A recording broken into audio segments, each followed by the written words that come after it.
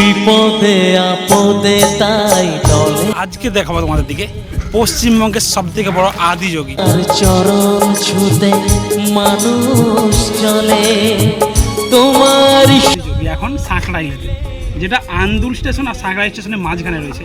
Just দেখো কতটা বড়, বিশাল বড় আকারের এই আদিযোগী, যেটা আমাদের দেখার সুযোগ হয় না। আদিযোগী আপনারা অবশ্যই কিন্তু দেখতে আসতে পারেন এই সাঁকড়াই স্টেশনের কাছে।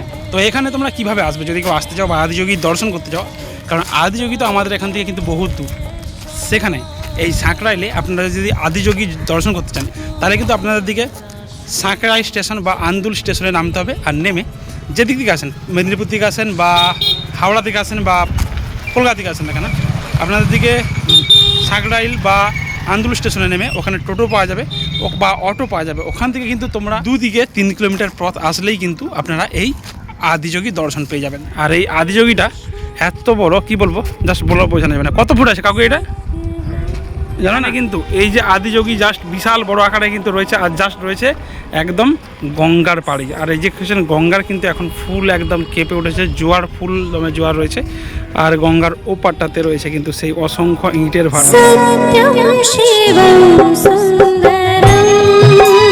এই আদিযোগীতে কে কে এসেছো অবশ্যই কিন্তু কমেন্ট করে জানাবে, ঠিক আছে? আর এই এখান থেকে কে কে দেখছো ভিডিওটাকে ফটাফট করে কিন্তু শেয়ার টেয়ার করে দেবে। আর যারা যারা এখানে আসতে চাও অবশ্যই চলে আসবে। এখানে টোটো অটো ফটো সব কিছু রয়েছে, বাইক নিয়েও আসতে পারো। আর এখানে ভাই বিকেল টাইমে আসলে তো ভাই এখানে মজা আলাদা, গঙ্গার তীরে বসে। আর যদি তোমার গার্লফ্রেন্ড অথবা ফ্যামিলিকে নিয়ে আসো, তাহলে তা বলে বোঝানো যাবে না, এত সুন্দর প্লেস আর এত সুন্দর জায়গা।